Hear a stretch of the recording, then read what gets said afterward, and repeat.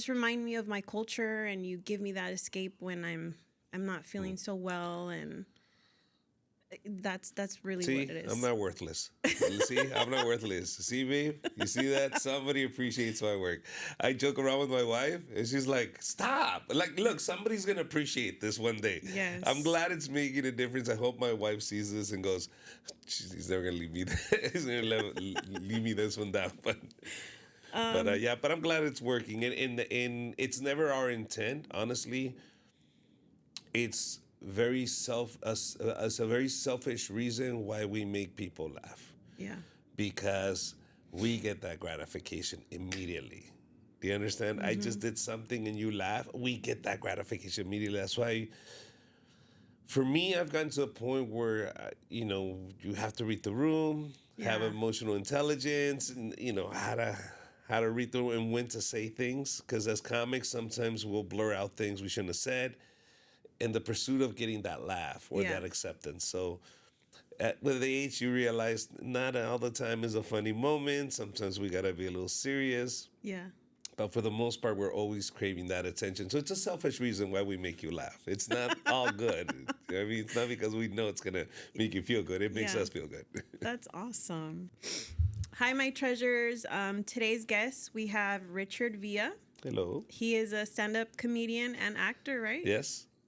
How did you start that? How did you get into acting? Uh, Out of necessity, honestly. It was the fact that my manager at the time was doing acquisitions for film through Mexico and the US. And a big, huge contract fell under my lap and says, do you want to make 10 feature films? Like, not only act in them, but you will produce. And these was low budget, of course. Yeah. But I look at those 3 years of me producing those 10 feature films as my schooling in film school and becoming an actor. And I was able to act in these films. I was able to learn the entire business behind the scenes, in front of the camera, behind the camera. Yeah. So I took on that challenge. It was a big paycheck. And I did those 10 feature films. A lot of people don't know this. Yeah. Nobody's ever asked me, but that's how I got started into acting. That's awesome. And what did you learn when you were acting? Less is more. Yeah. I learned in acting that I need you to tell me the story with just your simple gesture, a simple look can tell me everything. He said, like the smallest book ever written, I think, or the smallest or the shortest story, baby shoes for sale, never been used. That tells you the entire Yeah. movie. Yeah. You already started thinking, wow, baby shoes for sale, never been used. You already start creating the plot. What happened to the baby? Yeah. Where are these, why are they selling these shoes? So less is more. That's what I learned from acting. That's good. And then, okay, can we start like about the Border Patrol, your wife? Ex-wife. Ex-wife? Ex-wife. You know what's Ex-wife. funny? That before you, we had a Border Patrol agent. Yes. Yeah. It- And it died in. yeah, when they're not wearing regular clothes, they look like real people. Yeah, No, exactly. yeah, they're He's awesome, though. I love him. I'm joking. Listen, I understand their situation, especially if you're a Border Patrol agent and that's your job. Yeah. It being married to a Border Patrol agent, I really got to know her. I got to know the mentality behind why they do what they do. Right. And it's not easy for them either. Trust me, my ex-wife would tell me there's moments where it breaks my heart. Yeah. And it's unfair. But the law's the law. And I work for an agency where our what people don't see is the other people that we do catch. Yeah. The people that are transporting these people, or the people that are, the rapists and killers, and that's why they couldn't do it the legal way. And they Right. have these huge backgrounds of violence, and they don't know the garbage we collect. Yeah. And I'm not saying that people that are not decent people, and some people are just coming here to work and really to reunite with their family, but Yeah. it's all mixed up, and it's really hard for us to separate because they all act the same. Once we get them, they play the victim. And then once we run their record and their prints, we're like, whoa, dude, how many rapes did you commit? You over here saying you don't speak English? Or you graduated from so-and-so high school. Wow. And you went to so-and-so college. What the hell? Like, Yeah. so They're Yeah. being deceitful, so they don't know where, at what point, not to be mean or not to Yeah. be aggressive. So I can understand that. But now, what's going on with these ICE agents Yeah. out here terrorizing, because that's the word, terrorizing, Right.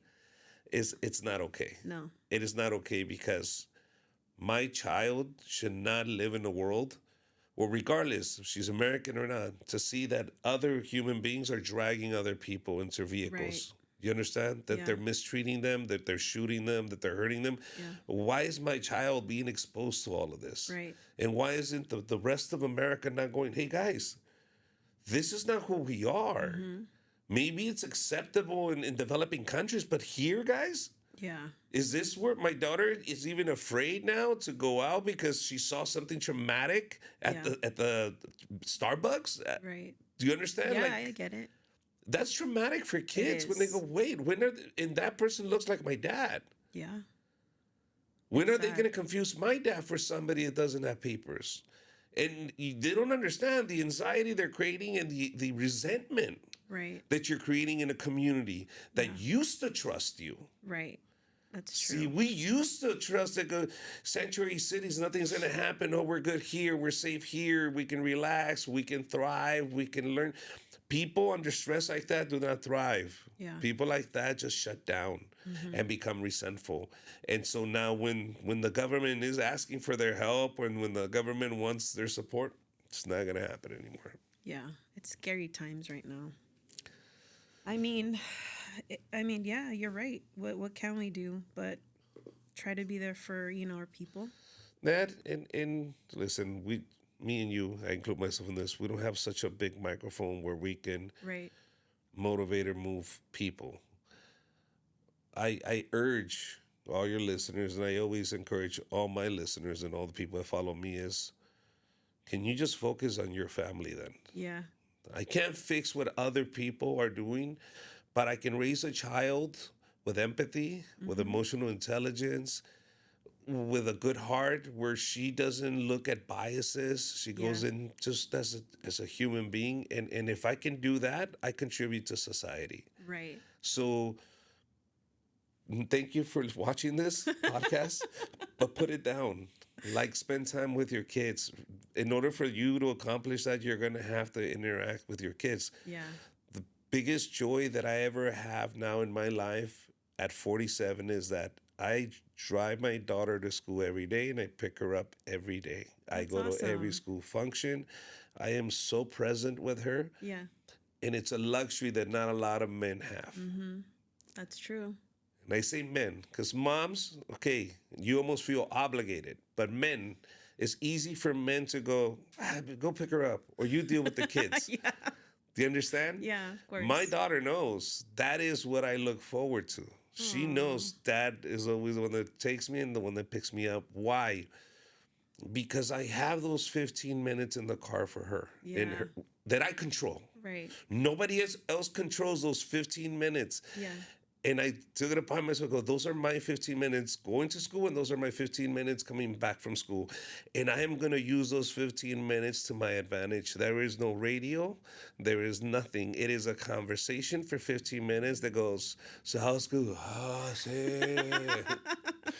Anything crazy happen? Oh, my God, nothing. Can we just be quiet? No. Yeah. Because this is the 15 minutes I control. And I Yeah. understand maybe she's doing her, I just want to go. Doesn't matter. Oh my God. We are going to have a conversation. And I'm Yeah. going to tell you. And can I tell you something? It worked. Good. It worked. And it's working because there was a situation where I put my foot down because I'm teaching my daughter about responsibilities and you have to do things. And so she didn't earn her money.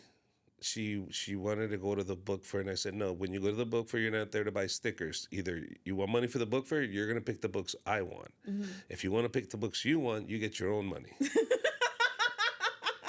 Because we're not going to the book fair for Yeah. stickers. Like, I'm not going to give you, I'm trying to, Yeah. you don't just get stuff. Like, if you're going to get the books I want, and you're going to have to read them. This is not the way it works. Yeah. So she bamboozles my wife somehow. Yeah. She ends up getting my wife to give her $20 and she'll pay her later or something, right? Yeah. On the way back home from school, from the book fair, Yeah. I didn't know she did this with my wife. I was praising her because she said, "Oh, look, Daddy, I bought this and I bought this." I said, "You did it with your money?" He says, "Yes." And she's telling me everything she bought. And I said, "Well, listen, you earned it. You work hard for it. That's your money. I'm proud of you. And that's what it takes to be responsible. When you earn your own money and you buy your own stuff, that Yeah. way I don't have to pick it. You earned your money, you get to do whatever you want. So I'm very proud of you. I'm actually very proud of you. Enjoy your stuff." I think it guilted her because I was praising her so much that she went back to my wife and said, "Here's the $20." Oh. Yeah. She went and said, "Damn, like Dad Yeah. just gave me all these praises of being such a hard worker and responsible and Yeah. earning my own keep," that she felt guilty and she went and gave it to my wife. And my wife didn't say anything. But, I mean, my wife told me later. Yeah, yeah. She gave me $20. And then I told her what happened. She's like, she felt guilty. Yep. That she has a good heart. She has empathy. She realized, wow, I didn't do the right thing. Yeah. Daddy's praising me for something I didn't do right. Yeah. But life is lucky. I know about the whole thing. Yeah. 2 days later, I said, "You're going to a field trip today? Well, guess what? Today's your lucky day. I have extra $20. Here you go. You got $20." Oh. Yeah. But she earned the first 20, or she knew that, hey, I did something wrong. So Yeah. for me, it's like, okay, these 15 minutes is working. That's awesome. And so what made you get into stand up? Like who was your influences? Like when did you know? At the age of 5. Really? At the age of 5, I knew.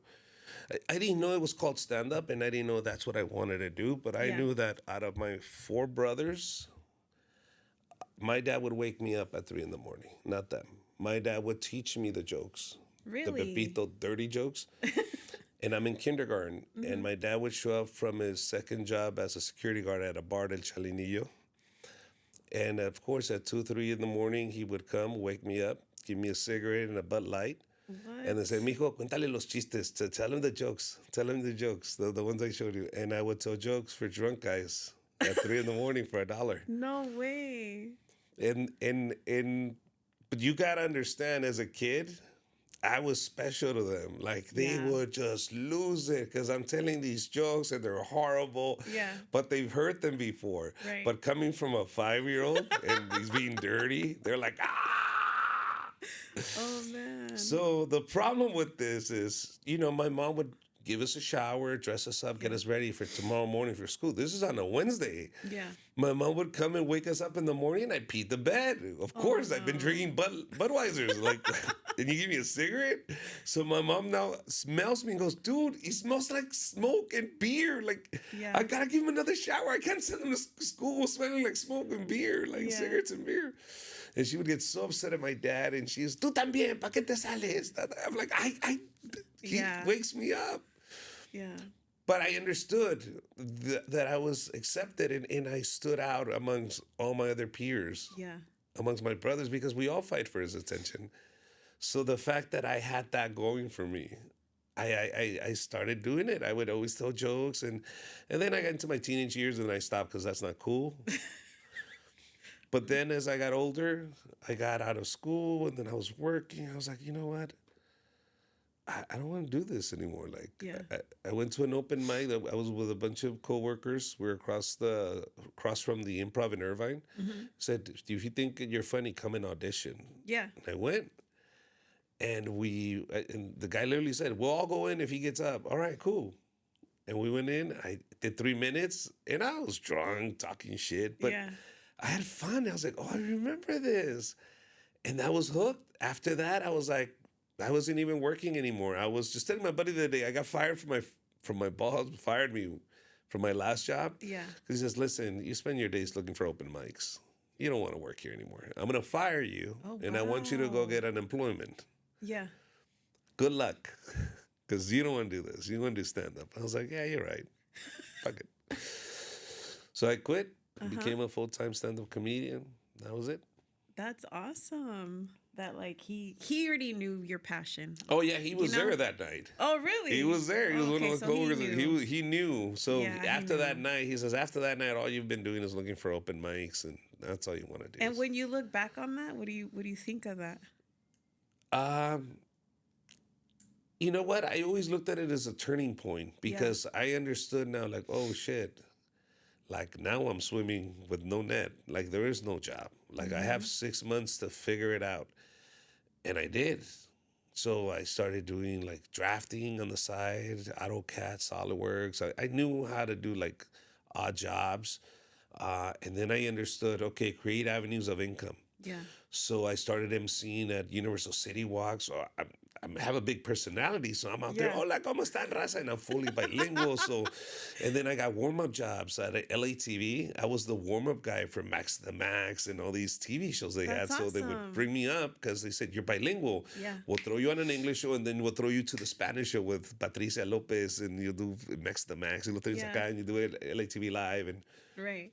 I'm like, shit, this is great. So I managed to stay afloat while I was trying to create my craft and work my material. And now, 24 years later, I'm touring the country and doing what I love to do. This is all I do. Mm-hmm. And I'm like, dude, like I'm finally here. I'm finally doing what I wanted to do for the rest of my life without having to have other avenues. Well, congratulations on that. Yeah. So that's how we ended up here. And I know that you moved to Compton, right? How was growing up in Compton? Uh, Selling crack in Compton wasn't bad. You know what I mean? Like, it's it's weird because it's a part of my act, and I think Yeah. of my second special or third special, Crack at 10, Uh-huh. where I discuss it, people don't understand selling crack with my dad was like any other business. Like we understood there was inventory, we understood we had to weigh the stuff, package it, get it ready. Yeah. We because my parents accepted it. Mm-hmm. We accepted it. We're like, ah, fuck it. We're selling crack now. And it was good. And my dad put together a candy store Yeah. just to disguise the fact that so many people were coming up to our house. Yeah. So finally, like we were running into a situation where we had regular customers, like kids, and crack kids in the same line waiting Oh, to buy from the little wow. window of the candy store. And you had like a kid in front of a crackhead, just like, how much is that? And the crackhead's like losing his shit in the back, like, oh, come on, hurry up. Like, I need some crack. And so Oh my God. I finally had to organize, hey, Yeah.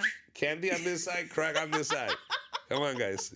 It's not, we know what we're doing here. Here you go. So, Yeah. but, you know, it was an experience. It was an experience. I mean, I knew the metric system before anybody else, because if I didn't know it, fucked up, Dad would get mad. But once again, my dad was sitting next to me and we would talk. And thanks to that, too, I really contribute a lot to being exposed to these things and not being scared of them or being tempted or curious of what they do. I got to see it every day to the point where I knew not to touch the stuff. Yeah. And it was crazy because my dad and me, we would have conversations on how stupid these people are. Oh, wow. And of buying this stuff, and we would literally make fun of the crackheads that would buy this stuff Yeah. and go, they're idiots. Look at how much. My first Nintendo came from Frank, my neighbor. Look what happened. Uh-huh. His dad was a crackhead, John, Yeah. and he would buy from my dad.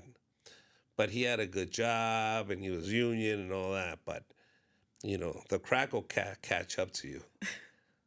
So Frank got his Nintendo when they first came out. They still had the gun and the two controllers and Yeah. everything. And Frank wouldn't let us play with it. Uh-huh. And he says, "Nah, you can't play with it. It's only mine. Nah, you can watch, but you can't play." I'm like, motherfucker. That's a crackhead. Yeah. 2 months later, that Nintendo is in my house in front of my door at 3 a.m. for some crack. And I was like, oh Dang. shit, Frank's gonna be pissed. And I even told my dad, nope, tell him to go back. There's a duck gun that Yeah. we need. He didn't bring the duck gun. We need the gun for the duck game. Yeah. No. Yes, if he was gonna want the crack, we need the gun. And you could hear Frank, no. And I was like, Jesus Christ. That broke my heart. But then I Right. remember Frank didn't let me play. And you know what I did? What? I let Frank play with his own Oh, Nintendo. how Through sweet. the window of the candy store, but still, I let him play. I wasn't a dick. Oh my God, that's But hilarious. it's funny because I think about my upbringing and that Yeah, lifestyle, and I think of my daughter now and go, oh, you would never know. You would never know the shit we saw yeah, as kids. that's true. Yeah.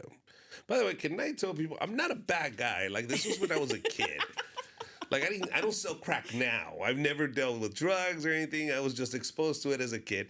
A lot of people say, Richard, what happened to you was child abuse. I'm like, are you kidding me? I had a dad in Compton in 1988. Yeah, no. I was a unicorn. Well, I mean, I'm from Santa Ana, and Okay, so I grew up like during the 90s, and there was a lot of gang activity. And absolutely. so I remember us like, we couldn't really even walk down the street at night because we would have to lay on the ground because of the drive-bys. So I know what you're talking You're talking about. about the early 90s, late 80s. Yeah, I mean, that's what it was. So it Yeah. wasn't like a safe place where I was at all. Yeah. So I can relate. To me, it's not a big deal because I guess I grew up around it, you know? Yeah, no. But I'm saying people that don't live in that world go, Yeah, that's oh my true. God, what Yeah. they did to you. I was like, what they did to me? You never spoke to your father. You hardly know your Oh, mom. yeah, Like, that is I still true. talk to my mom and dad. What about you? You know what's crazy? Well, my mom, well, my parents, they used to like run, not run, but they managed these apartments we used to live in. And so my dad used to be in the army and he was deployed majority of the time. And then my mom would take care of us, but she would like clean the apartments when they were vacant. And so sometimes she would find drugs. And so the gang members that used to like hang out with us that were like protecting us, she would just give them the drugs so they could Oh, sell them. she need a broker. But hold on. She's a But she would give them the drugs, but they would protect us. of course. So it was like Yeah. the first A time tit I ever for shared tat. this. Here you go, girl. Here you go, guys. Any drugs that I find, they're yours. Anything else? So I mean that was, yeah, I mean I grew up around that. I mean I Yeah. never did any of that. I was always pretty good, just stayed away, and I would do music, I would write music, I would sing.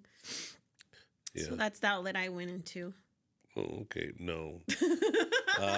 Didn't write music, anything. But you know what? It somewhat desensitizes you to that type of atmosphere. To where now, as an adult, you got to understand, as a Yeah. comic, Uh-huh. we see it everywhere. You know what I That's mean? true. We see it everywhere. So I always thought, and I've always had these thoughts: is things don't happen to me for a reason. Yeah. Meaning, sometimes we're disappointed. Why am I not as famous as these guys, or why am I not doing as much as these guys? But then I also realize, if I was, I would have made a lot of bad decisions at that age. I would right now. I don't think I'd be alive Yeah. because I would be exposed too quick, too fast. I would be doing things I shouldn't be doing. I would be making decisions I shouldn't have been making. Now, as a mature individual, as an adult, now I go, whoo, I'm so glad I didn't have the means Yeah. to do what I could have done, or the idiot thoughts that I had as a kid to do. I was like, oh, I'm so glad. I'm so glad now as an adult. If the opportunities do come where I become huge and successful, I will know how to handle the situation. But thanks to growing up in that sense, when I saw drugs, when I saw them, when people would offer me, I go, no, I'm good. And it didn't intimidate me, and I knew how to handle it. And it's not, they understood. It's not he doesn't know what it is, or he's scared, he's not part of the group. It's just that's not his thing. Right. And he can still hang out with us. And there was no judgment. If you were doing it, I didn't judge you, and they felt Yeah. comfortable with me because they knew, bro, you sold crack. You can't judge me. Yeah. You understand? So Yeah. it opened up that honesty where I can recognize this, because I would show up and go, ay, estás hasta atrás, culo. Look at you. And they go, how do you know, bro? I grew up on this Yeah. shit. Look at you. All right, bro. But it was no judgment. It's like, all right, cool, be safe, whatever. Done. Yeah. That's true. Well, I mean, yeah, you're right. I'm glad that, I guess you're at a point where you do know what you're doing with your money, and I think you're kind of successful. No, no, no. I'm talking You about know? massive, like Kevin Hart type of, That's insane. doing. Do you understand? No, I get it. If you get that type of fame at that I level, don't know what I would do. I don't know. I do now. But you ask a 23-year-old Richard when he first started, Oh no. I I would have been off the rails. Yeah. I would have been completely off the But like, rails. have you been around that kind of fame? Like people? And Absolutely. how is that? That's the reason we're having this conversation about this, because I've seen them make really messed up decisions where I go, oh, and I understood the mindset. Right. You understand it gets to the point where it's not even about the money, it's how much can I get away with. Really? Absolutely. Wow. How much, in the fact that everybody around them is like okay with it. And I'm like, Jesus freaking Christ, you guys are okay with this? I'm like, Yeah. And it doesn't get any better. I realized being around these people and being among that much money, it was like, Yeah. huh, and you're still unhappy. Wow. So this is not the happiness. All right, good. No. And I found myself touring. I'm opening up for these big names. And I realized after 3-4 years of touring with these big names and performing at these big stadiums, going like, first, it's not my show, it's their show. Yeah. Second, it's the same fucking venue. Nothing changed. It's the same motions. Nothing changed. You're too big to even go outside and meet your fans because you will be out there 4 or 5 hours more than what you did for the concert. Yeah. If you really stand out there. And if you leave, you're in thick. I can't believe you came out and just teased us and then left. Yeah. So you're so disconnected from that audience. And I'm like, Jesus. So the joy of doing stand-up is the fact that I saw you laughing. Yeah. I see everybody in the room laughing and we connect and I'm telling a story and I can have a moment with an audience member where their face goes. In a big arena, I'm lucky if I can even see the front row. That's true. Yeah. So where's the connection to the people that, and I was like, geez, yeah. It's not that I wouldn't do arenas, don't get me wrong. No, yeah. I'll do But them. you're just explaining to us the side of. But you do Yeah. lose that. And it just got to me to the point where with my career where I was like, yeah, I'm making money. I'm touring. Everything's first class. This is awesome. Right. But it's the same thing. Nothing's Yeah. changing. And I felt like I wasn't moving forward. So I was like, you know what? I'm just going to do it on my own now. Even if it's small clubs, even if it's 300, 400 people, it's my people. They came to see me. And I get to connect with them. You know, the reason I started this was because when my mom passed, she was like my rock. And my mom and my dad, you know, they did a really good life for themselves. Like they have a house, their car is all paid off. You know, she had jewelry, she had a walk-in closet, she had everything. And then when she passed, all she took was like the clothes she had on her. That was it. She didn't take no jewelry, no money, no material stuff. And then for me, I'm just like, yeah, I mean, none of this really matters because we're all going to go and we're not taking anything but our memories. And like when we pass, at least we'll have this to look back on, you know? You know what they have? What? They have a daughter that speaks very highly of them. That's the only thing that you have. It's the people that you leave behind that will talk about you and remember you. This is not a Coco thing. That's This is true. people will ask me, aren't you scared of flying so much? Yeah. I said, not if you live your life as a hero to your family. I love that. If I die today, my daughter in her eyes, I am a hero. I don't care what you say about me. I don't care what people bring from the past and now start crucifying me. Richard was this. In my daughter's eyes, she's going to go, I don't know what Richard you knew, but the one that raised me to the last day where he couldn't, it was a hero. And you're not going to convince me otherwise. My wife, the same thing. And if you live your life as a hero to just your family, I'm not asking you to impress everybody. Yeah. As long as, for me, it's just those two individuals. If I can die a hero to them, I can die today and I'm good. Yeah. Because living is hard. Yeah. Dying is easy. But dying knowing you left a good legacy behind, priceless. My Does that- job. That's good. I'm telling It's you, true though. that's all we got. Not Yeah. not the cars, because the cars will go, everything goes Yeah, away. no. But the fact that we're still talking. When did your mom pass away? 2022. 2022. Yeah. Look at this. We're talking about 4 years ago, Yeah. and it still makes you upset. Mm-hmm. Dude, this is all we have is the Yeah. people that remember us. And you remember her because she was a good person. She If was a great person. okay, Yeah. you wouldn't remember an asshole. You wouldn't No, of want course to. not. So she knows she died and says, "Oh, that's what I left behind." Yeah. Good. I know I'm not taking anything with me. Yeah. And I know that it doesn't matter how much more money I make. Mm-hmm. It's not going to give me those 15 minutes with my daughter in the car back. That's true. Does that make sense? Yes. So I was able. Misery comes when we want things. See, I was telling you, I want to be famous. I want to be like Kevin Hart. That's one. Mm-hmm. But I really don't want it. Because if I really obsessed on it, if I really want it, I would be unhappy because I never accomplished it. Yeah. If you don't want it, if you're not looking for that, if you're not even cared if it comes or if it doesn't come, it really, as cliche as that sounds, that's really how we should live life. Because it doesn't matter what I want or what my future holds. If I walk out of this studio and get in that car and somebody hits me and I die, there you go. Fuck your plans. Yeah, exactly. So why not live your life at this moment? Agreed. At every moment. Like whatever the moment is, live it at that moment. That's great That's advice. Because life is short. You don't get another one. Nope. Do it your way. Take care of the people around you. The people that you care what they're going to say when you leave because they knew you. Yeah. Those people that know you, just protect them. That's it.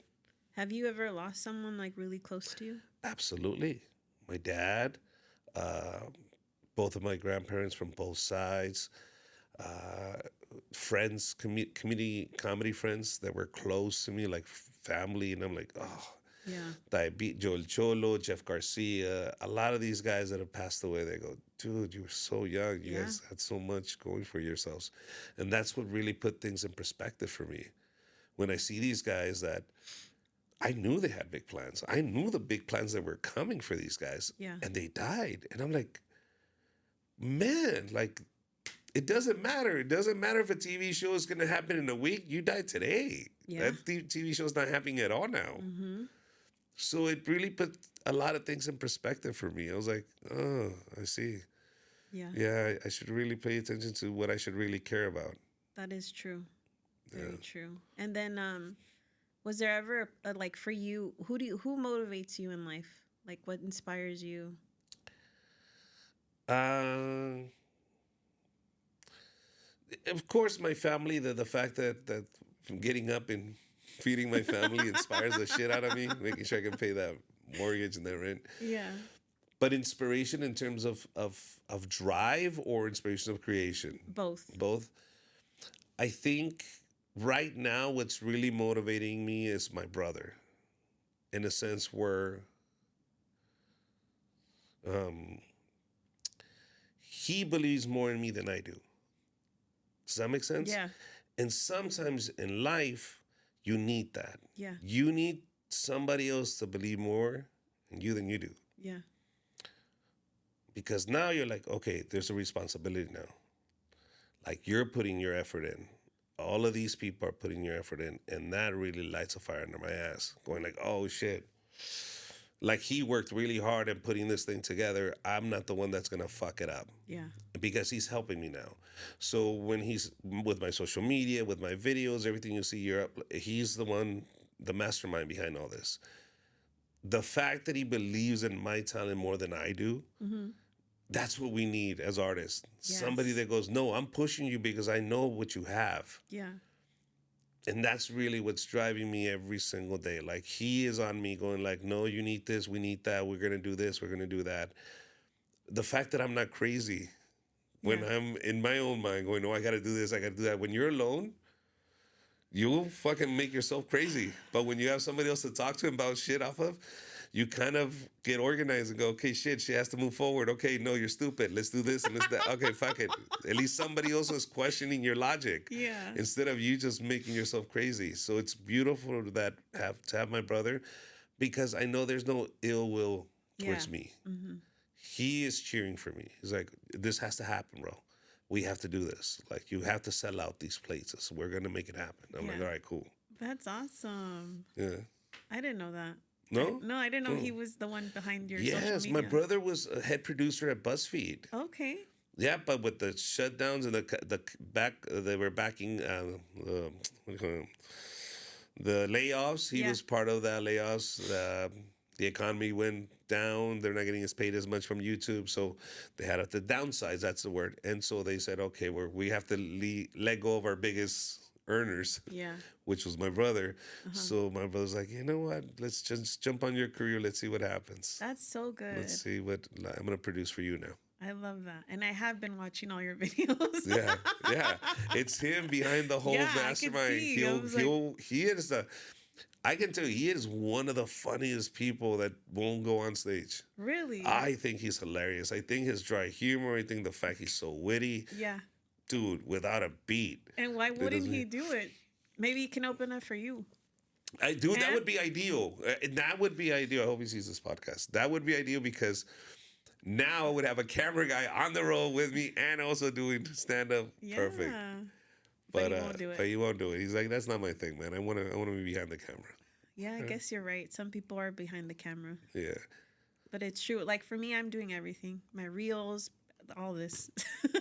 That's the way because you that's do. my passion right now. You know? So it is what it is. And let's see. What else? You gotta warn your guests about the peacocks, though. So if you ever come to this podcast, there's peacocks outside. No, this is ridiculous. The street is dark. These are old homes. Like, I'm talking from like the slave era. Like, they're old mansions here.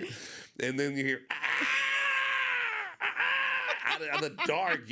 I can't see the peacocks. I just hear the screaming from the peacock. And they're coming from multiple directions. It's not one house. There's like 3 or 4 houses. They're that are in like, the trees. Oh, they're in the trees? Oh, that's what they're from different trees. Oh, it scared the hell out of me.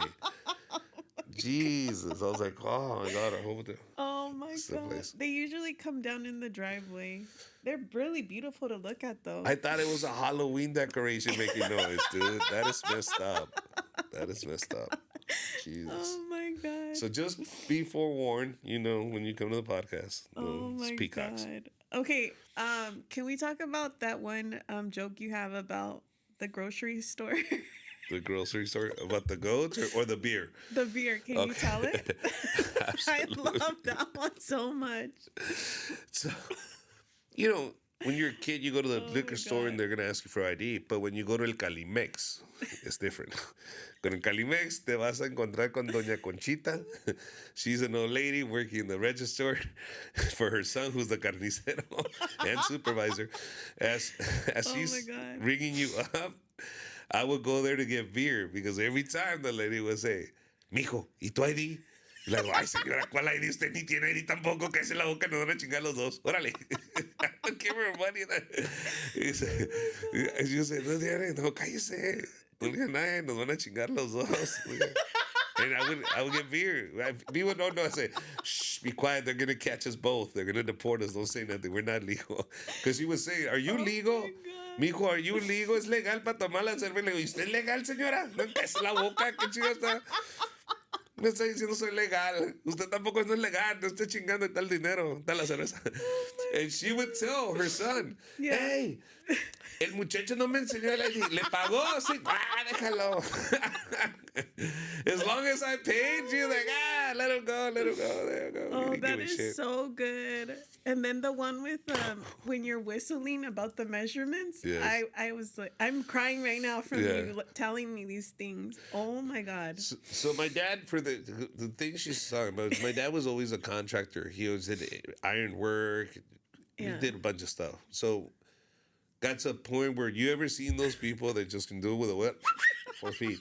Te sacan medidas, bro. Just, they're like this and shit. A ver. But yeah, like, what the fuck? They fucking use their feet to measure. Like, what the? A ver. Oh my god. La burra es prieta. Porque aquí tengo los pelos. Mira. The fuck are you talking about? These guys have these.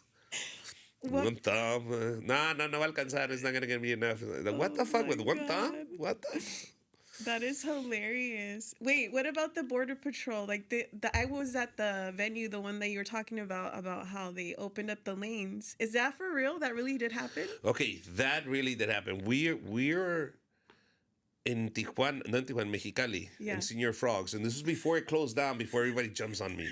He's like, nah, there's no Senior Frogs in Mexicali. There was. Look at the archives. We're there. Oh my god. I have a T-shirt. Oh man. So the thing is, we met. We were at a show in Calexico. Yeah. I was doing a show for the Border Patrol agents. That's how I met my ex-wife. Oh, okay. So I'm doing a show, and I see her friend, and we start talking, and my brother's with me, my manager's with me, and so she's like, "Hey, you guys want to come with us to Senior Frogs? We're gonna go to Mexicali to the club." Yeah. And I'm like 26, yeah, about 26 years Yeah. old. I'm like, "Yeah, let's go. Jeez, we're gonna party with these girls." So we go over there. I drive, my brother and my manager, we drive our car, they're driving their car, and we're heading out, right? My manager goes, I'm the third wheel. What the fuck am I doing here? All right, guys, you know what? He's there at the club for a little bit, and then he says, I'll take off. Can the girls take you home? Yeah. We'll take him home. We'll go back. I know where your hotel's at. All right, cool. So we're having a good time, and then we go to the dance floor, and I'm like, hey, so what do you do? She's like, I'm Border Patrol. And she's like whispering. I'm like, I'm Border Patrol. You? But your friend too? Yeah.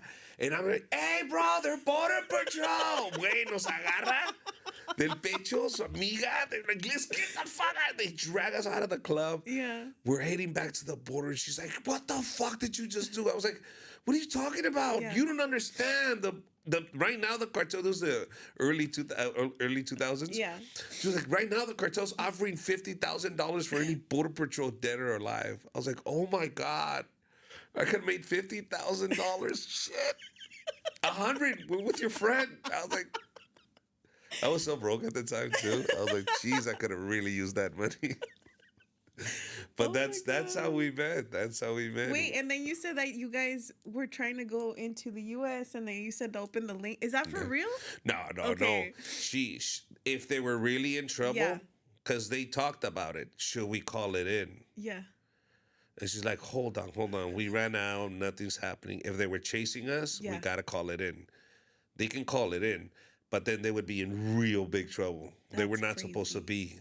be In on there. the other side. No, it's because they told all the Border Patrol agents, hey, guys, this is what the cartels, this is the intel we're getting. They're offering 50,000. So no Border Patrol going to Tijuana right now. No Border Patrol's going to Mexicali. Nobody's crossing the border, guys. I need you to stay home. Wow. So there was a direct order from upstairs, hey, no Border Patrols in Mexicali right now. They violated the direct order by going to Mexicali, so they said, as long as nobody's chasing us. But for the joke, it has to. It was great. It was great. I was dying. I mean, you're making me cry right now from laughing so much. Oh my God. Those are really good. Yeah. So like you pretty much get all your jokes from like your personal life? Yeah, for the most, listen, we're living a style of comedy right now where the audience is being engaged. They're being asked to participate in the show. And I understand the allure to want to go to those shows because it's bagging. We used to call it, as kids, we used to call bagging Yeah. when you made fun of people. Yeah. And we used to watch people bag, and Yeah. we thought it was very entertaining, and that's what this is. Yeah. You're literally going to the audience and you're gonna make fun of somebody, and that's bagging. I know it's an old trick. We Yeah. call it it's almost like vaudeville work, or you call it riffing. You're riffing with the audience, like you're just Yeah. shooting the shit. When I started comedy, if you did that, you were a lazy comic. You didn't work on your craft. See, you're here to deliver a message. You're here to put together a set of jokes. You're doing a presentation, a Yeah. show. You messing with the audience? This is, when have you ever seen the Tonight Show and they go, hey, so what do you do for a living? That shit never Yeah, happens. exactly. When you're gonna do the Tonight Show, you do your material and now you understand. Well, that's you old people. Us young guys, we mess with the audience. Yeah. Everything is fine now. till that person that got dragged out of a show, till that other person got recorded. Because you understand, you're going there to see if you can become famous. What you don't understand is you're going to become the meme.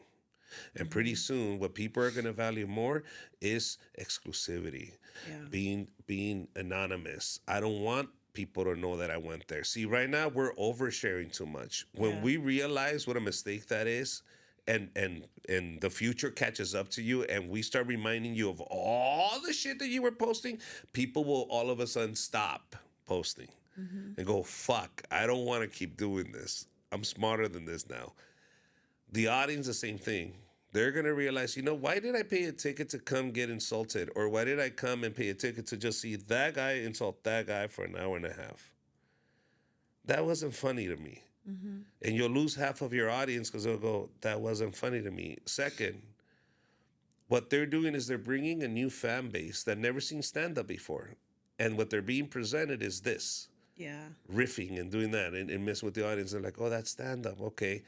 I love it because they're bringing new eyes to this art craft, Right. this craft. But those same people that went and saw that will see me and go, "Wow, I prefer this." Yes. Because here I can just see the show. I came to forget about my problems, not somebody remind me of what my problems are and how I'm not up, I'm not meeting up to expectations. This guy is saying, "I'm not perfect. These are my mistakes. I hope you can relate." Yes.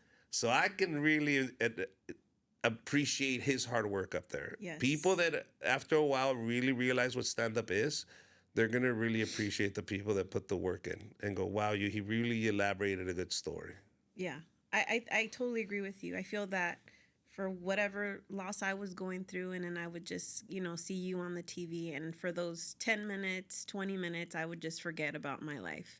Just focus on the like the jokes and the comedy, and it just made me laugh, and I was in that space. Yeah. You know? And that's really what, at least that's what I do. Yeah. When I go see a show, when I go see a performer, I don't want him to mess with me. I want to see what he created. Entertainment, yeah. Yeah, but more like an artist. Like when I Yeah. see like an artist, go, "Man, you're so clever. You're so witty. Yeah. You did this. You surprised me here." Even when I see stand-up comedians, when they're fucking with the audience or messing with them, I'm like, ah. But when they're working, when they're Right. saying jokes, when they're elaborating stuff, I'm like, wow, like this is what I'm talking about. This is great. Rob Barbosa, a perfect example. Young kid, very witty, great material, hardly messes with the audience, just observational stuff. He Yeah. brings up his points of view. Great kid. Yeah. I can't talk better about this kid. This guy's awesome. And I'm a big fan. Yeah, And our age gap is huge. it is. But the young guy say it like that. It's a little, Well, I know. yeah, I know who he is. Yeah, Yeah. but he's a young He's kid. younger than us. Yeah. Yeah, absolutely. Yeah. But I admire the kid's Yeah. hard work and work ethic. good. Dude, he is good. He's a good kid. What about Marcelo Hernandez? I work with him. Yeah. Marcelo too. What do you think about him? He's great, but Marcelo is like spread out. Like he's Yeah. doing like, is he stand up? Yes, he does stand up, but he also does sketches. He's a Eddie Murphy. He's the Latino Eddie Murphy. He's very talented, dude. He is. No, he is. He Yeah, is a yeah. Latino I've Eddie seen Murphy. him. Literally, Eddie Murphy came from SNL, and that's where Marcelo's coming out of. Yeah. Nice guy. When I met him, we interacted a little bit in the green room as comedians because this is the thing. He is doing Spanish comedy. Yeah. And when I asked him, "Why are you doing Spanish comedy?" He says, "Why not?" I said, No, don't get me wrong. I admire you for doing Spanish comedy, but not a lot of comedians that speak Spanish take this step That's that you're true. taking. That's why I'm asking. I'm only curious. I'm not questioning it. I'm here to open up to you and open up for you in Spanish. Yeah. And they had to fly me in from LA because the same conversation we're having. Why don't other comedians step up and do it in Spanish? And they answered that question because we don't get paid the same for a Spanish special than an English special. Right. For a Spanish special, here's a couple of pennies. Wow. For an English special, okay, let's talk thousands, millions. But for the Spanish, And Yeah. so that's why they don't. And regardless of the price, Marcelo said, "I don't care. I'm still going to do it. I'm still going to do it in Spanish. Not a special, but I'm still going to work my Yeah. craft in Spanish. I'll ultimately create a special for it. But I'm pretty sure they didn't come to the table with a good negotiation chip. Why do you think we haven't seen the Spanish special? Yeah, that's true. That's They kind of don't want to sad pay him though. what it's worth. But I mean, at least he's doing it because for the culture, you know, which I respect him. Representation. Yeah, I respect him for that. Absolutely. The fact that there's young kids in that audience Mm-hmm. looking up to him and going, man, he is me. Like I am him. We're the same Exactly. age and he's doing it. Yeah. I can do that too. Yeah. Good. Like there was a lot that he said on his special that I could relate to, you know, and I'm not his age. I think he's Mm, funny. yeah. Um, yeah. What about Alfred Robles? I've known him from the beginning too. Yeah, Yep. Yep. he's one of them that made me like just start laughing when my mom passed. Me Yep. too. Yep. You know. So yeah. What do you have to say about Alfred? How his journey? I it's weird because it's been hand in hand. I need to be alert because I had my neighbor who's unhinged right now. Oh. By the way, if there's anybody that can help me, I have a racist bigot, like full blown Trumper. Like the guy is off the rails. Like literally, he's unhinged, drinking every day with a sidearm, walking in front of his front yard, screaming racial slurs to all the neighbors. That's And crazy. it's we're all Latino. And we're just had fed up with him. So we've been having the sheriffs show up. Yeah. He went and got into it with the sheriffs at his house, and it became a whole freaking issue. Like we're dealing with this guy trying to get him out. He rents. All of us are homeowners. All the Latinos are homeowners. We all own our homes. He's the only one renting, Oh my and he has god. no kids. He's an older, white, racist dude, and he's just it's to have a neighbor like that, man, and just That's sad. it's ridiculous. But Alfred, great guy, great guy. Been doing it for a while too. But look at what he's doing now. Look at all his success now, selling out stadiums, and you know where I think that comes through too is he was one of the few guys that I actually got to see it firsthand, especially working with Gabriel. That success is attainable. You can obtain Yeah. success. It just he saw the blueprint. I'm pretty sure from Gabriel and said, work Yeah. hard, focus on this, redirect your energy here, promote yourself there, and to see people that you can relate to and you connect with, but then you see them do amazing things like what Gabriel does. As an individual, you go, oh, it's possible. Hmm. But us sitting here, not knowing that life, or other comedians not ever experiencing that, they go, that's untainable. For Alfred, it was like, no, it's just a matter of time. I know it's going Right. to happen. I'm like, That's oh, true. okay. But we don't all get that opportunity to see that. I did. So I understand where Alfred's coming from. I know where his success came from because he saw it firsthand with Gabriel. He says, oh, yeah, it's possible. Yeah. And he said it himself, you just have to invest in yourself. And he did. He invested in himself, and now he's reaping the benefits. But don't you think that's like for anything? If you're consistent, if you No, don't think so? no, because you don't see it. You don't understand. Like, he knows it's possible. Alfred knows. There's no doubt in his mind Yeah. it's possible. If you don't see it, it's like, yes, I believe in God, but I've never seen him, but I have faith. And you have to have that faith. And how strong is your faith in your own career? Yeah. That's why I'm telling you, sometimes you need somebody like my brother who believes in me more than I Hmm. believe in myself. Yeah. So when you have somebody like Gabriel around you all the time as the proof that this is completely Yeah. doable, and the person that does it is he has flaws. Yeah. He's not perfect. He's human. Hmm. You know, he gets tired. He's not invincible. You see his weakness. Yet a person that has weaknesses can achieve something so big. Right. I have the same opportunities you do. I have the same abilities. I can do this too. Right. But we see it firsthand. Other people, other communities, they don't see it firsthand. They just think and they have hope. Yes, I'm good enough. Yeah. That's true. That's very true. So when you first did stand up and then like your first show that you like sold out, like how was that? Like do you remember that first show that you sold out and The first show that I sold out, I think it would have to be the refried shows at the Hollywood Improv. Were the first shows that I sold out, and that's 3 years into my career. hmm I started producing a show called the Refried Shows that lasted 10 years. Number one show in Hollywood.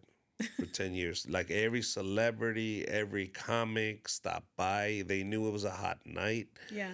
because they understood this is not a neutral audience. Yeah. Like these comedians that were mainstream, Mm-hmm. these Latinos that were coming on Friday nights, they were from Southgate, Downey, Bellflower, Compton, Yeah. Watts, South Central. These were hood Latinos. Huntington Park, like these were like Norwalk. These were my Yeah. people. And when they showed up, they connected with me. I connected with them, and it was sold out every Friday night. 10 Yeah. o'clock show. You couldn't get a seat. Those were my first sold out show. The first 3 months were completely sold out every Friday. Yeah. Comics would come from everywhere and they would tell me the reason we do it here is because they don't know me. See, I'm Ron White. I go over there at the Comedy Store. All those people know me. All those white people have seen me. I come here, you say Ron White. Nobody clap for my ass. This is good. Yeah. Why? Because as a comedian, you need to know if your material is universal and if it's going to Yeah. work. But if you're only performing for your fans, they're catering to you. They'll clap Yeah. at everything for you Exactly. because they already love you. Yeah. I need an audience that goes, "Nah, motherfucker, let me see him, make me laugh." And he learned his lesson, dude. It was a tough audience for him. Yeah. And so when he got off, Alex Raimundo went up and he destroyed. Yeah. And you could totally see the difference. Like this audience was looking for that, not Yeah. that.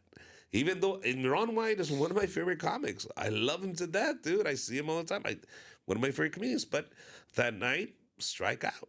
Mm-hmm. And it happens to the best of us. And keep in mind, this was years ago, too. I mean, Have you who have you ever met that was just like you were starstruck to meet?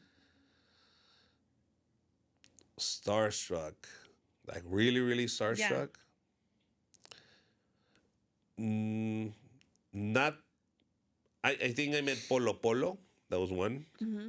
But we didn't connect. It was just like, Señor Polo Polo, mire Richard Villel que le va a abrir. Blah, blah, blah. Oh, mucho gusto.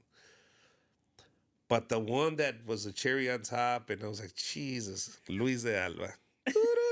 That old man, dude. He was my dad's favorite comedian. My dad adored Luis de Alba. Adored him. And so when I was a kid, my humor, all that, being a comedia, picardía mexicana, sexy comedias, all that stuff we would consume. Yeah. And my dad, every time go to the video store, hey, lo que tenga Luis de Alba, whatever he's made, you bring it. I love that guy. Yeah. Unfortunately, before my dad passed away, he didn't get to see this. I've always wanted to work with Luis de Alba for that reason, because I knew my dad loved him. And I said, dude, if I can get to work with him. But then my dad passed away in 2008. In 2015, I had an opportunity to connect with Luis de Alba. And I was already, in 2013, I was bringing Spanish comedy to the U.S. I'm the one that started bringing all those Spanish stand-up comedians. I'm the one that started doing that. And so I started because I called Luis de Alba and I said, Señor, usted no me conoce, yo no lo conozco. I'm a big fan. My dad loved you. I don't have any money. But what I do have is a network of people, and I know I can pack out your shows, and we could do it at the Ontario Improv. And if you just believe in me, you can take the door and let me put this together because I really bring Spanish comedy to the U.S. Okay, mijo, lo hacemos. I was like, oh, shit, did I just land Luis de Alba? Sí, cómo no. Ahí nos vemos, dame las fechas, ahorita nos organizamos, or we'll organize this whole thing. I was like, oh, shit, I just got Luis de Alba. I met him, a nicest gentleman. We got along great. I got to travel with him. That first weekend at the Ontario Improv, sold out 5 shows. We had to add a 6th show. We were done with all liquor and tequila and beer. Was gone by Friday night. Saturday morning, they were going to Costco to pick up more. The owner of Levity, the one that owns the Improv, showed up. He says, I need to meet Luis de Alba, the guy that sold out the entire Improv. Sold out all my liquor. Who is this man? So after we met with the owners, they said, okay, let's put together a 24-city tour with Luis de Alba and you opening up for him. So I got to go on a tour with Luis de Alba through the entire U.S., bringing Spanish comedy, opening up venues. And for me, it was like, dude, this is awesome. I get to work with my dad's idol. It's one of those things. I never knew that the hero that I used to see as a kid now was going to be a guy that I was managing now. That's awesome. Did you Yeah. tell him about your dad? Oh, absolutely. We've had millions of conversations. We've talked about his movies. He took a liking to me, and so we started working together a lot more. So he invited me to Mexico to do a play with him, with all his actor buddies from back in the day. Yeah. So I got to hang out with all of his buddies and I knew all of them. I was like, oh my God, I know all of you guys from the movies. But yeah, man, he took me to Vicente Fernandez's ranch. No way. Sí, vamos a ver a Vicente. Me llamó ahorita, vamos. And you met him too? Yes, I Vicente? met Vicente Fernandez. how I went was to his that? ranch. Do great. We're in his ranch. But this is different. It's Luis de Alba y Vicente Fernandez. Yeah. And they're talking, and you're just a fly in the wall in this Yeah. conversation of, no, Luisito, es que ya la medicina ya no me hace, no. Mira, la río más a veces. Oh, chente, mira, they're all talking about medications Yeah. and treatments. Mira, ve con este sobador, te dijo, es que las piernas no sirven. They were all talking about just their health Yeah. the whole time. Yeah. But I'm a fly in the wall in his ranch going like, wow. And then they were nice enough to give us a tour of the studio, his recording studio, Alejandro's house, Oh, the wow. ranch, the corrals. We got to see all his horses. And I was like, wow. My mom was a big fan of Alejandro Fernandez. Oh, okay. Yeah, she used to love that man. Yep. He wasn't there that day, just Chente. But Yeah. but it was cool to be able to be the fly on the wall that Yeah. moment. And how was he? Who, Vicente? Yeah. Good. He was old though. By the time, I mean, I'm talking about this was maybe 2023, 22 before he died, but he was up there in his age, so it was more like he wasn't like, "Hey, muchachos, yeah. let me get on this horse and show you what I can do." It was more like, "Siéntense, no quieren agua." Yeah. It was just a conversation. They were catching up. They're Yeah. ¿Cómo estás? Te vengo a saludar, que el muchacho le gusta tu música y te quería conocer. What a I was legend. like, oh, good. Oh my God. Good, That's that was it. awesome. But it's like, what conversation can I have with Vicente Exactly. Fernandez when Luis de Alba is there? Like, Wow, that's I awesome. mean, What a great memory. oh yeah, I loved it. I loved it. And you think your dad was with you when you were there? Like, I don't know, but I Because- hope he was. I hope he. do you sees it. believe in that? Like that they're with us? I believe that my dad's always watching out.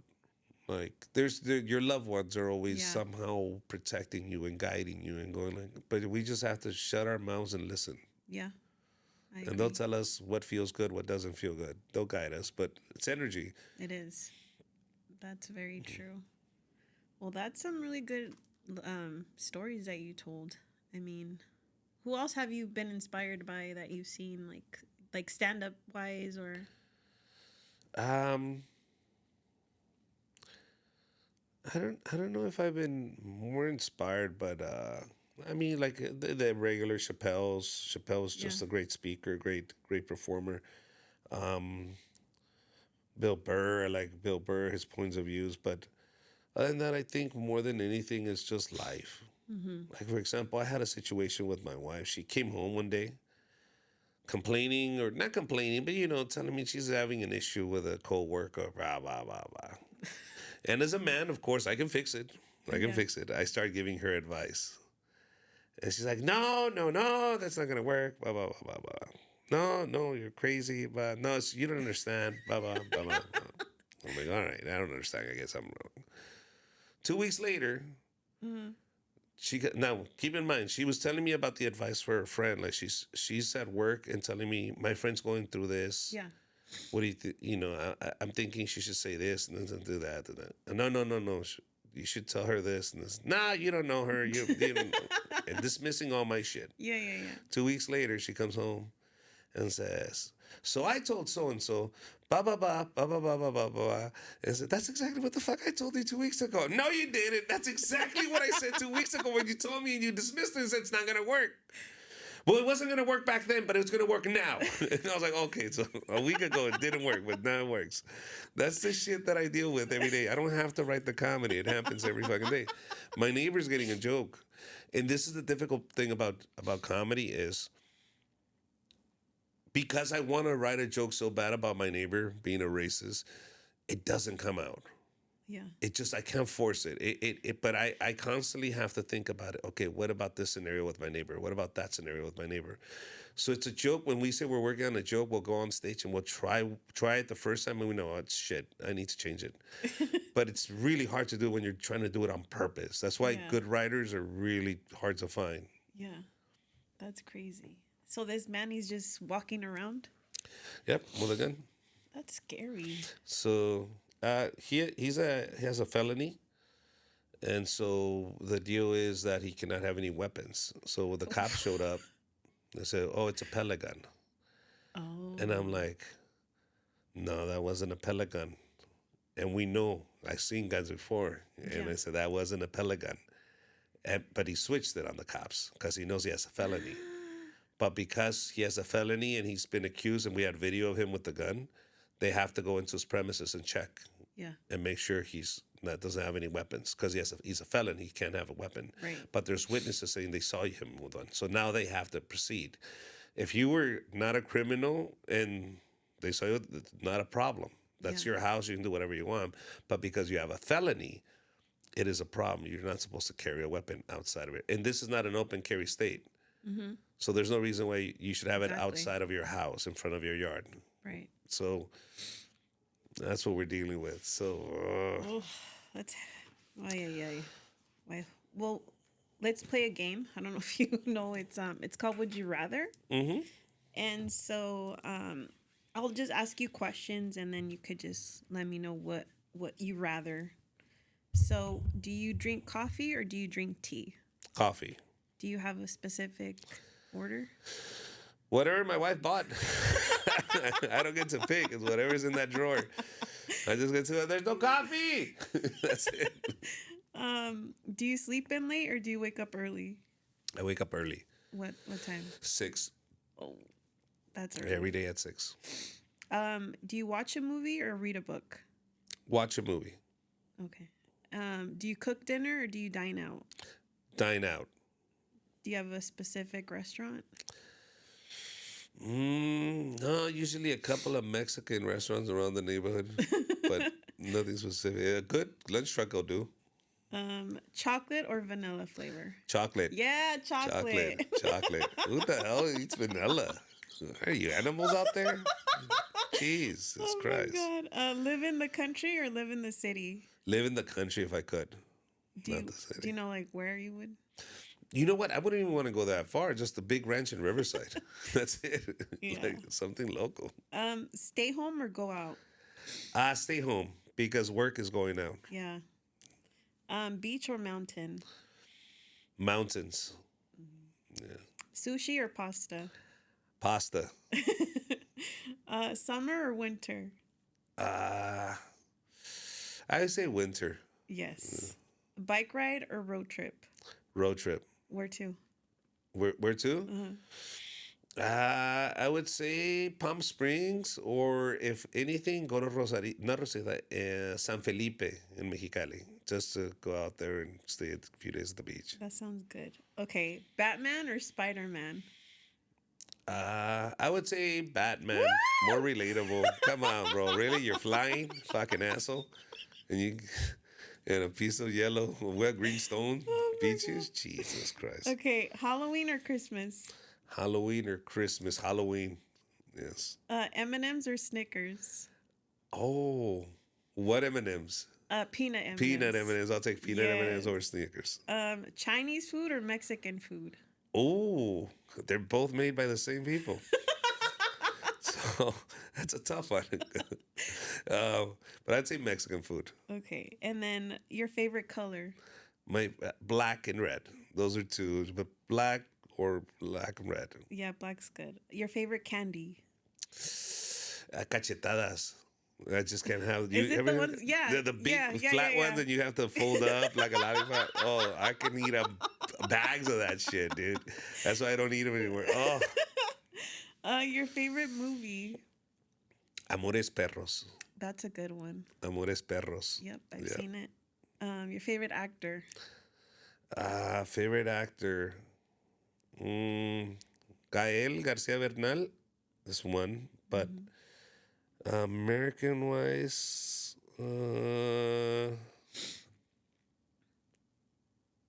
I don't know. The classics, the Pacinos, the Robert De Niro's, those are the guys I grew up with. Those are the guys that really Yeah. admire acting. Your favorite gum? Favorite gum. There was these gums. I can't find them anymore. Where they had the juice inside. Bombitos or No, no. yes, I know the blue But ones. yeah, but bubble gum. But it had like a inside. It had Yes, I know. yes. But they don't make them anymore. Yes, But they do. Bubblicious, do they? They have them at Oh, Cardenas. oh, okay. I gotta go to fucking I need to Cardenas. send you some. Your favorite song? My favorite song. Um, my favorite song right now, because it's tough, but I would say "Bartender" by Rehab, but yeah, I think esa y todo lo que tenga Chente y Ramón Ayala, any of that shit. That's good. Your favorite artist? Favorite artist. Um, I know Guns N' Roses has always been my favorite band, favorite artist. I like the Ricardo Arjonas, Alejandro Sanz, but I also uh, like Edel Munoz. Okay. That guy right now is my favorite artist. I can honestly say, because if that guy shows up tomorrow, I'll buy his ticket to go see him. Just such an entertaining, freaking individual to go out there and he plays our music, Mexican ranchera music. Era el lead singer de Calibre 50. Left and just became a solo. Fucking energetic, gets you dancing, knows how to mix his music. Great guy. That's awesome. Your favorite concert? Huh? Your favorite concert? Enanitos Verdes, Hombres que. Ooh, that's I don't know. good. I forgot what it was called. They called it something. Capirotada, no sé cómo se llamaba, pero. What year was that? Just this last year, they played in LA. They're good. And I saw their last concert together. I mean, here in LA. I don't know when they're coming back, but by far the best concert ever. What's your favorite music to listen to? Rock en español. I like everything actually. Rap, Yeah. everything. Your favorite dessert? I would say Rocky Road ice cream. It's That's my favorite good. dessert. And then, tres leches won't be bad. Or anything like that. Your favorite food? Favorite food. Um, Everything actually. I don't know if you can tell. I don't think I know your audience members are going like, "Do you see that motherfucker? It's not like he skips a meal." Yeah, it's not something that I say no to. Oh I my eat everything. god. Your favorite sport or team? I would say boxing, Okay. and I would say Crawford right now because he beat Canelo. I'll give him the crown. So Crawford is really good, but guys like Tyson, like Chavez. Yes. If you want to geek me out, fucking put me in front of a boxer.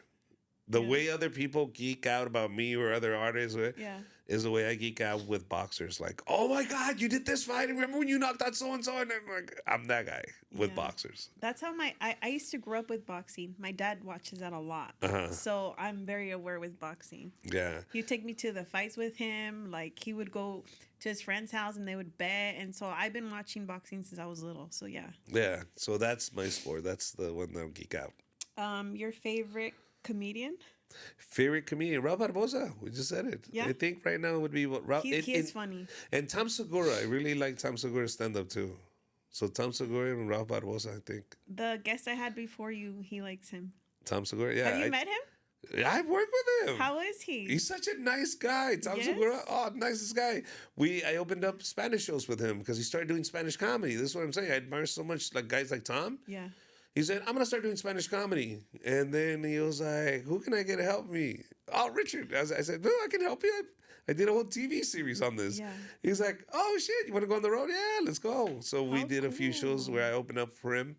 And then he just recently did a narco movie.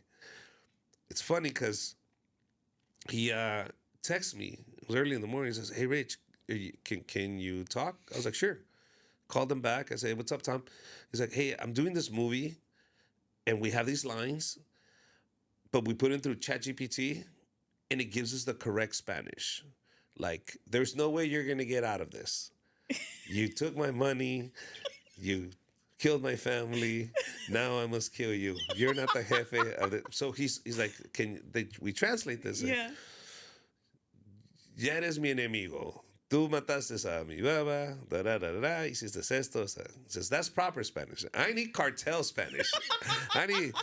Hijo de tu puta madre, ya te llegó la chingada. Aquí no tienes de dos pinches sopas.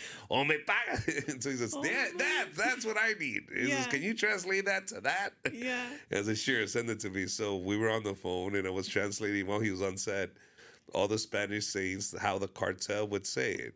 I said, by the way, I'm not an expert, but I've seen enough to know that's how he would say it. Oh my God. And he was like, oh, that's great. That's gold right there.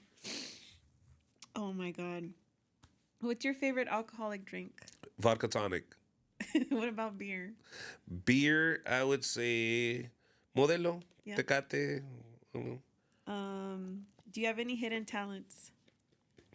Any hidden talents? You know what? I've thought about that because my brother was saying you need to tell me, you need to start creating content from any other talents that you might have. Anything that do you whistle? Do you play the guitar? Do you tap dance? I'm like, no, I just talk shit. Like, that's all I do. I said, I don't think I have anything else. Oh my God. I'm limited to this. I can't hold a fucking note. I don't know how to draw. And I don't know how to sing. nothing? No hidden talents? Well, that is your talent because you're making me cry over here. Okay, well, there you go. Oh my God. Do you have any tattoos? Yes. Do you want to tell us how many and your first one? Yes. So I have graduated college here. It's Mayan Design. I'm not going to take off my shirt, but it's Mayan Design on this side. I had a production company, Zul Entertainment, the 10 feature films that I produced. I had their logo, my logo stamped here. Yeah. My wife's photo here. Awesome. And then I was on the show LA Inc. Have you been on Yes, LA? I was on their third season. And Yeah? not Kat, but the other girl with the purple rose. Kat was there, but they were shooting the show, and I was one of the guests, and they were tattooing my back. My dad's, it's a alligator, a Mayan alligator, symbolizing strength for my dad. So that one's on my back about this big. That's awesome. Yeah, that's it. That's all the tattoos. That's it. And how did you get? Well, your logo is it the? This one, the RV. Yeah. If you want to show them. Oh yeah, the RV. It's funny because the cops showed up to my house and they say, "Hey, I've seen you. I seen that logo. Do you live here? Yeah, I see your videos." The sheriff's like, "I see your videos all the time." I was like, "Oh, good." I'm like, "Can you take care of Crazy over here?" Yeah, we'll talk to him right now. But he was a big fan. I was like, "Good, man. Take care of him. I'll give you a T-shirt." I was like, "All right." That's awesome. But yeah, this is the RV. One of my buddies made it. Said, "Oh, dude, perfect. Love it." Yeah, I like it too. I got it right away. That was your initials. And then, what's like the craziest thing you've ever experienced, like being on the road? Being on the road. I think in terms of the road, it's not even the venues or the places we go to. It's just the getting to the place. Like sometimes we travel to different cities, different like going to North Dakota, and we just drove it. We're young comics. We're broke. We're like, we got a gig in North Dakota. We're driving from California to North Dakota. You know how many states you have to pass to get to a lot? We're in Kentucky. We're like, Jesus Christ, we're gonna die.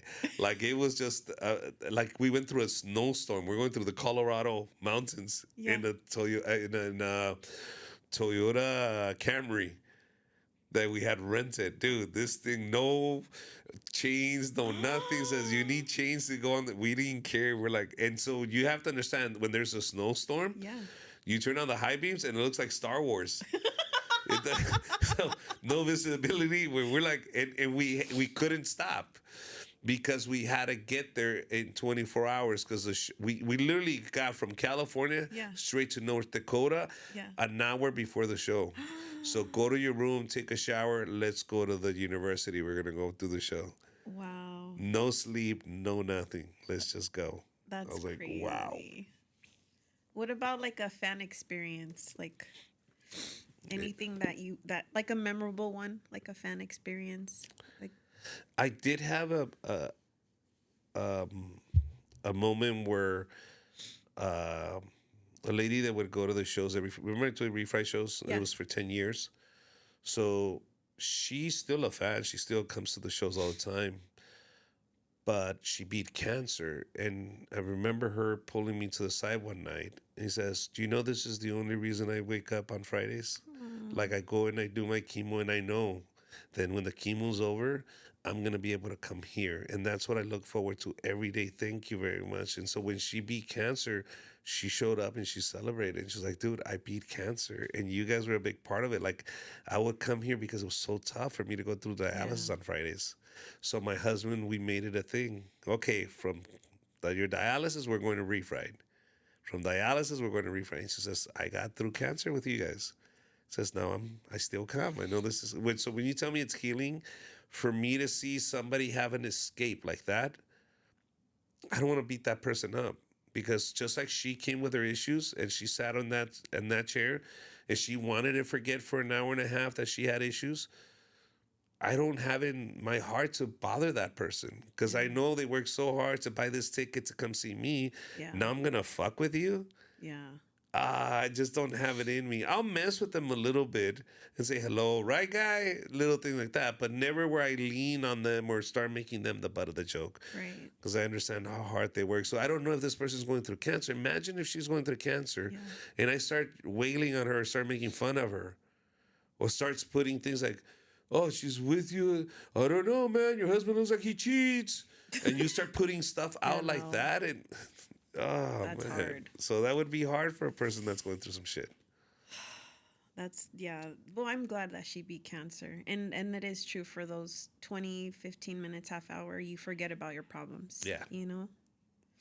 And do you want to share like to the audience like your any I guess messages or things that can motivate them if they want to be a comic or if they think life's hard and what motivates you to keep going? Learn emotional intelligence. And I'm going to tell you what emotional intelligence is, at least as much as I know what emotional intelligence is. Why do I tell you this? And I'm going to tell you why I want them to learn this word because I learned it and my wife taught me this word. Yeah. I'm 42 years old. Had a meeting in Santa Monica on a Friday night. It ended at 5.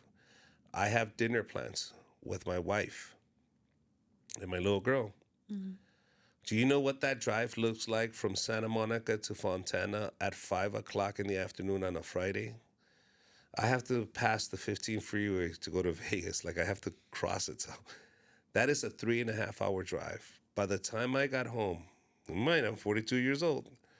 I am foaming at the mouth. I am screaming. I'm yelling. My wife tells me that our reservations for dinner are no longer there because it's too late. The restaurant's closing in half an hour. Yeah. And I am fuming. My wife says, "Can I talk to you?" She pulls me to the other room. She says, "It is not fair that whatever they did to you out there, we get to pay for it. Second, you're a grown individual. You're a grown man, and you have a lot to lose. And I don't blame you because your parent didn't know this, and I know that his parents didn't know this. But now you as an adult Mm-hmm. and as a man, you have to understand that you need to learn emotional intelligence because you have a lot to lose. And I don't blame you for not knowing, but I will blame you for not knowing now Mm-hmm. because and I can't teach you this. This is something that you're going to have to learn." Mm-hmm. She never spoke to me this way. Now, I had a choice at that moment. I could respond 2 ways. I can tell her to shut up, or I can self-reflect. And I decided to self-reflect. And when she said, "It is your responsibility as a man to know what this is and to control your emotions. You do not get to let other people control you. Yeah. You control your emotions." And I was like, wow. I learned emotions first. Having the ability to control your emotions. Mm-hmm. That's one. Easier said than done. Mm-hmm. 2, being able to recognize other people's emotions Yeah. and know how to read the room and understand what's going on. 3, have empathy. Mm-hmm. The world does not revolve around you. Mm-hmm. Do you understand? That traffic, I'm screaming at yelling at people in front of me, but I don't know what their emergency is. Yeah. So be empathetic. That guy, when I say good morning, he doesn't answer. I'm already criticizing him in my head when I don't know he lost his child Yeah. or his wife is sick. But I'm now judging him because he didn't say good morning to me. Mm-hmm. That's what I mean by empathy. And number 4, learning to understand that the criticism is not criticism, it's not an attack, it's a learning moment. So when I do something wrong and you're making an adjustment with me, I shouldn't look at it as criticism. It's natural to do it as a human. Yeah. But at the end, you need to quiet that voice in your head and go, shut up. She's explaining something that you need to learn. Mm-hmm. And if I'm able to do that, I'm going to learn. But when people criticize me, when people make adjustments, when people want to help me, I need to shut this voice down and not think that it's an attack. This is help. This is educational. Shut up. So if you can learn that word, learn it, please. It's changed my life completely. Nobody tells me how I feel anymore. Yeah. That's great advice. I love that. Good. Yeah. Any more messages before we No, I think finish I've gave this? them enough. Well, thank you so much for Thank you. joining me. I appreciate you very much. Thank you. And thank you for making me laugh Thank and you. healing my soul. All right. And yeah, all right, you guys have a good night. Hello, everybody. My name is Richard Villa. You can find me at Richard Comedy in Instagram or richardvilla.com for any ticket information.